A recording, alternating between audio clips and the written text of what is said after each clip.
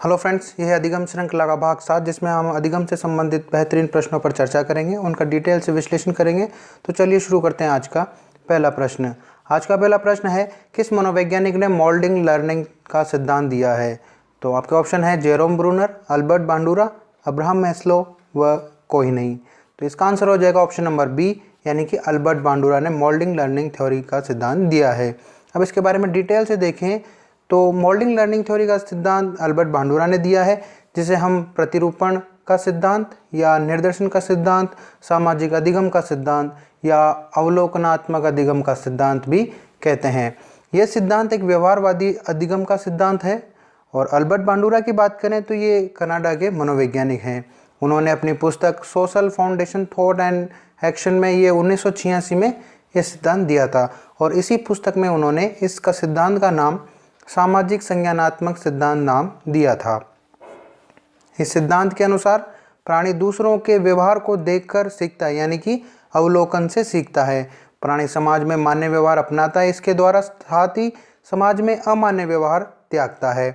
अर्थात सामाजिक व्यवहार अनुकरण द्वारा तथा अवलोकन एवं अंतःक्रिया द्वारा सीखा जाता है। इसीलिए इसे निरीक्षणात्मक अधिगम का सिद्धांत भी कहा जाता है। सामाजिक अधिगम की बात करें तो यह वह अधिगम है जिसमें व्यक्ति प्रतिमान का अवलोकन व अनुकरण करके तथा उसके साथ अंतःक्रिया करके सीखता है।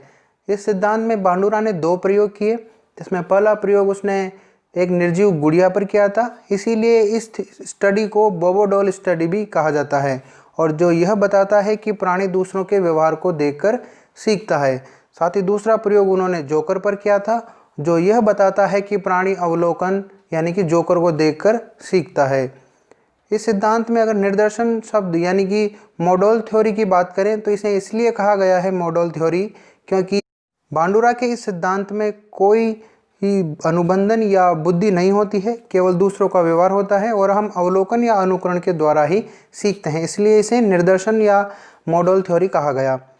अगला प्रश्न है, अधिगम के क्षेत्र में अन्वेषण का सिद्धांत किस मनोवैज्ञानिक ने प्रतिपादित किया? आपके ऑप्शन है वाटसन, पियाजे, जेरोम ब्रूनर व कार्ल रॉजर्स। तो इसका आंसर हो जाएगा ऑप्शन नंबर सी, यानी कि जेरोम ब्रूनर। जेरोम ब्रूनर ने अधिगम के क्षेत्र में अन्वेषण का सिद्धांत दिया।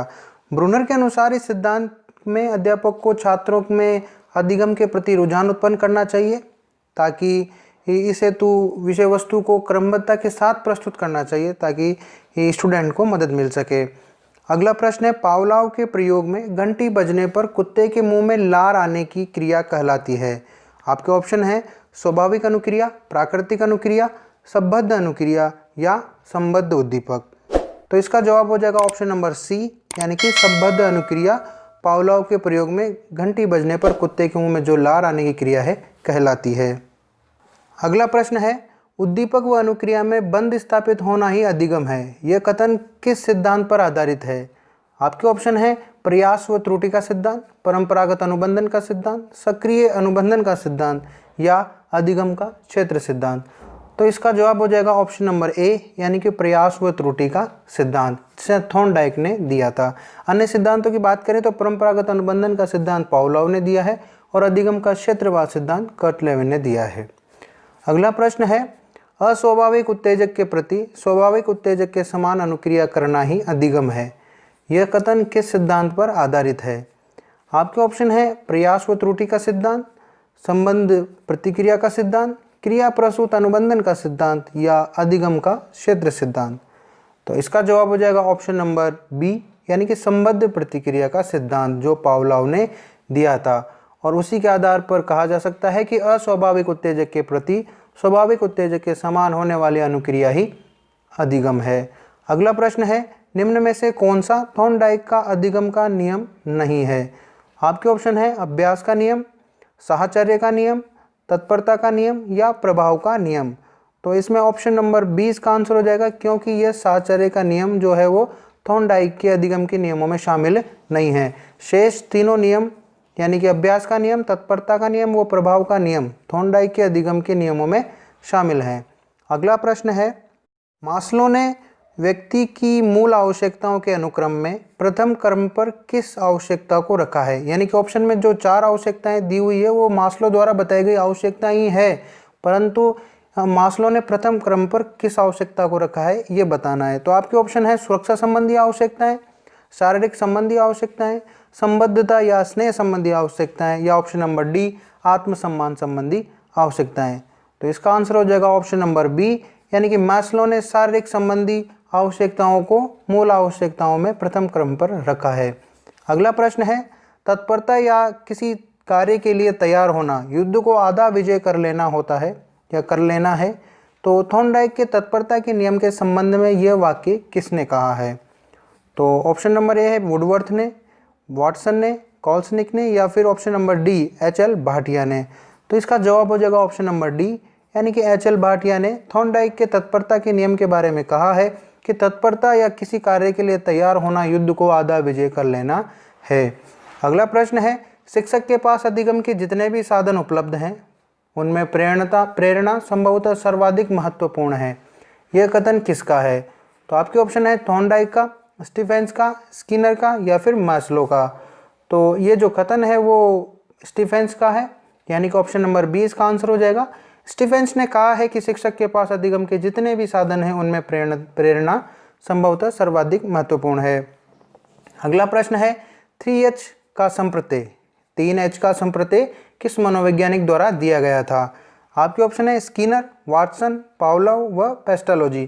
तो इसका जवाब हो जाएगा ऑप्शन नंबर डी, यानी कि पेस्टालोजी ने 3H का संप्रत्यय दिया था। और 3H का अर्थ है हैंड, हर्ट, हैंड, यानी कि हाथ, दिल और हाथ, शुद्ध हिंदी में। अगला प्रश्न है निम्न में से मास्लो द्वारा बताई गई मूल आवश्यकता यानी कि बेसिक नीड कौन सी है? तो इसके ऑप्शन है ज्ञान संबंधी आवश्यकताएं, न्यूनता अभिप्रेरक आवश्यकताएं, बोध संबंधी आवश्यकताएं, या आत्म विकास संबंधी आवश्यकताएं। तो मास्लो द्वारा बताई गई मूल आवश्यकताओं में ऑप्शन नंबर डी इसका आंसर हो जाएगा, क्योंकि आत्म विकास संबंधी आवश्यकता मूल आवश्यकताओं में शामिल है। शेष जो 3 ऑप्शन है ये पूरक आवश्यकताएं हैं। अगला प्रश्न है एक परिस्थिति में सीखा हुआ काम दूसरी परिस्थिति में किया जा सकता है, यह कथन किस सीखने के नियम पर आधारित है? तो आपके ऑप्शन है आंशिक क्रिया का नियम, आत्मीकरण का नियम, या ऑप्शन नंबर सी संबंधित साहचर्य परिवर्तन का नियम, या ऑप्शन नंबर डी प्रभाव का नियम। तो इसका आंसर हो जाएगा ऑप्शन नंबर सी, यानी कि संबंधित साहचर्य या परिवर्तन का नियम। इसी के अनुसार एक परिस्थिति में सीखा हुआ काम दूसरी परिस्थिति में किया जा सकता है। अगला प्रश्न है अभ्यास द्वारा व्यक्ति को किसी भी कार्य में निपुण बनाया जा सकता है, यह कथन अधिगम के किस सिद्धांत से संबंधित है? आपके ऑप्शन है अंतर्दृष्टि का सिद्धांत, संबंध प्रतिक्रिया का सिद्धांत, अनुक्रिया प्रसूत अनुबंधन का सिद्धांत, या फिर ऑप्शन नंबर डी प्रयास व भूल का सिद्धांत। तो आपका आंसर हो जाएगा ऑप्शन नंबर डी, यानी कि प्रयास व भूल का सिद्धांत, यानी कि प्रयास व त्रुटि का सिद्धांत भी कह सकते हैं हम इसे, जो थॉर्नडाइक ने दिया था। उसी के अनुसार अभ्यास द्वारा किसी भी व्यक्ति को किसी भी कार्य में निपुण बनाया जा सकता है अभ्यास द्वारा। अगला प्रश्न है थॉर्नडाइक का प्रयत्न व भूल का सिद्धांत उनके किस नियम पर आधारित है? आपके ऑप्शन है तत्परता के नियम, अभ्यास का नियम, बहुप्रतिक्रिया का नियम, या मनोवृत्ति का नियम।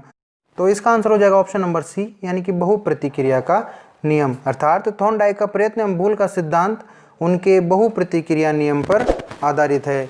अगला प्रश्न है अधिगम के अनुकरण सिद्धांत का प्रतिपादन किसने किया है, यानी कि किस मनोवैज्ञानिक ने अनुकरण सिद्धांत का यानी अनुकरण का सिद्धांत दिया है? आपके ऑप्शन है पावलोव, हॉल्स, कार्ल रॉजर्स व हैगर्टी। तो इसका आंसर हो जाएगा ऑप्शन नंबर डी, यानी कि हैगर्टी ने अनुकरण का सिद्धांत दिया था। अगला प्रश्न है अधिगम के मानवतावादी सिद्धांत के प्रतिपादक कौन हैं?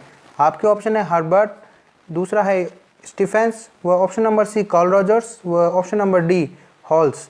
तो इसका आंसर हो जाएगा ऑप्शन नंबर सी, यानी कि कार्ल रॉजर्स ने मानवतावादी सिद्धांत दिया था। साथ ही आपको ये भी याद रखना है कि कार्ल रॉजर्स ने सूचना प्रसाधन का सिद्धांत यानी सूचना प्रसाधन अधिगम का सिद्धांत भी दिया है।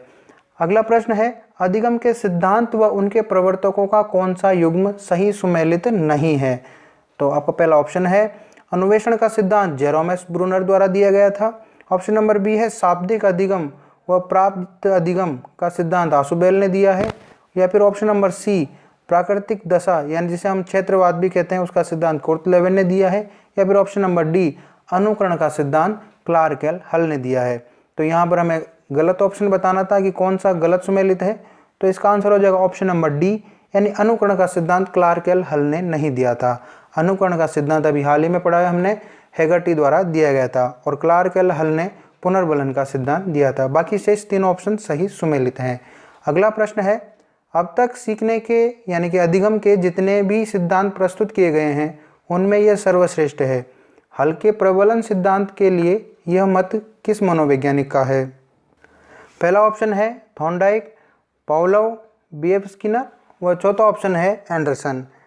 तो इसका आंसर हो जाएगा ऑप्शन नंबर सी, यानी कि बी.एफ. स्किनर ने कहा है कि अब तक सीखने के जितने भी सिद्धांत प्रस्तुत हुए हैं उनमें यह सर्वश्रेष्ठ है। और ये किस बारे में कहा है? हल्के प्रबलन के सिद्धांत के बारे में। अगला प्रश्न है, अधिगम के किस सिद्धांत का यह मत है कि अभिप्रेरणा से उत्पन्न क्रियाशीलता ही सीखने के लिए उत्तरदायी है? आपके ऑप्शन है क्रिया प्रसूत अनुबंधन का सिद्धांत, उद्दीपक प्रतिक्रिया का सिद्धांत, संबद्ध प्रतिक्रिया का सिद्धांत, या फिर प्रबलन का सिद्धांत।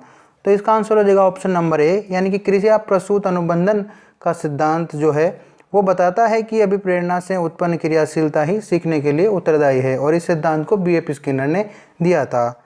आज का अंतिम प्रश्न है, शिक्षक अपने संपूर्ण विषय सामग्री को छोटे छोटे खंडों में विभक्त करता है और छात्र के समक्ष प्रस्तुत करता है, तो ये अधिगम के किस नियम पर आधारित है? आपके ऑप्शन है तत्परता का नियम, मनोवृत्ति का नियम, बहुप्रतिक्रिया का नियम, या फिर आंशिक क्रिया का नियम। तो इसका आंसर हो जाएगा ऑप्शन नंबर डी, यानी कि आंशिक क्रिया के नियम के द्वारा ही शिक्षक विषय सामग्री को छोटे छोटे खंडों में विभक्त करके छात्रों के समक्ष प्रस्तुत करता है। आपको हमारा प्रयास कैसा लगा? अच्छा लगा है तो लाइक करें, शेयर करें, चैनल को सब्सक्राइब करें। धन्यवाद, मिलते हैं अगले वीडियो में।